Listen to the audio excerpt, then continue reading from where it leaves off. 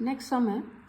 A fraction becomes 1/3 when 1 is subtracted from numerator. हाँ सबसे पहले इतना करो कि एक फ्रैक्शन है, फ्रैक्शन कैसे लिखते हैं हम, X over y. बिल्कुल ठीक है, एक्स ओवर वाई, मतलब कोई इसको क्या कहते हैं,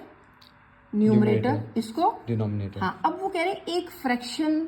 जो बिकम्स लिखा होता है ना, वो इज इक्वल टू, कोई फ्रैक्शन है वो इज इक्वल टू कितना बन जाती है, ये पहले इन्होंने बोला कि एक फ्रैक्शन है जो इतना बन जाती है, तो हम न्यूमरेटर को x मान लेंगे, लेट कर लेंगे, डिनोमिनेटर को y मान लेंगे, क्योंकि यही हमने ढूंढने हैं, ठीक है। तो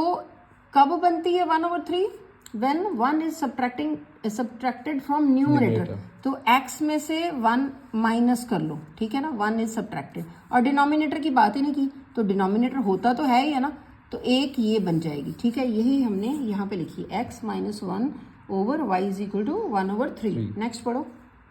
and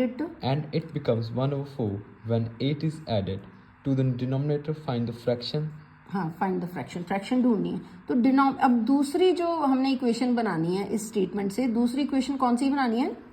कि इट बिकम्स, जब बिकम्स आ जाता है ना 1/4, तो हम लिखते हैं ऐसे, ये बिकम्स हो गया, ठीक है, 1/4, तो क्या when 8 is added to denominator, तो न्यूमरेटर की बात नहीं की, तो न्यूमरेटर लिखना तो है ना, फ्रैक्शन है, ओवर डिनोमिनेटर में क्या करना, 8 प्लस कर देना, तो यही मैंने यहाँ पे लिखा है x ओवर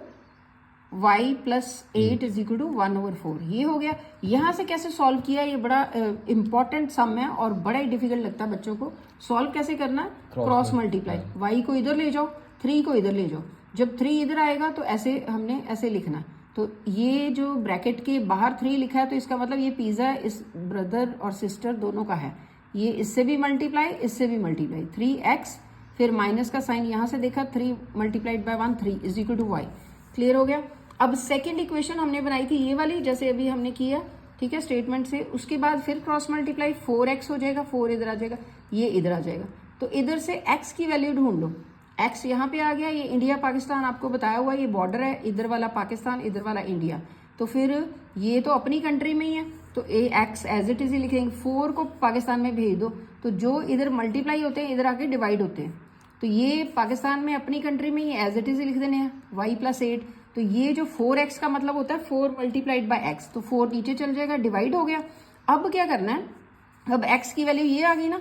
तो दूसरे में फिल कर दो, 3x माइनस 3 में ये जो इक्वेशन थी 3x minus 3 is equal to y, इसमें x की वैल्यू फिल की मैंने, ये बच्चे बहुत घबराते हैं ऐसी x की वैल्यू अगर ऐसे आ जाती है तो, लेकिन घबराने की बात नहीं, ध्यान से समझो,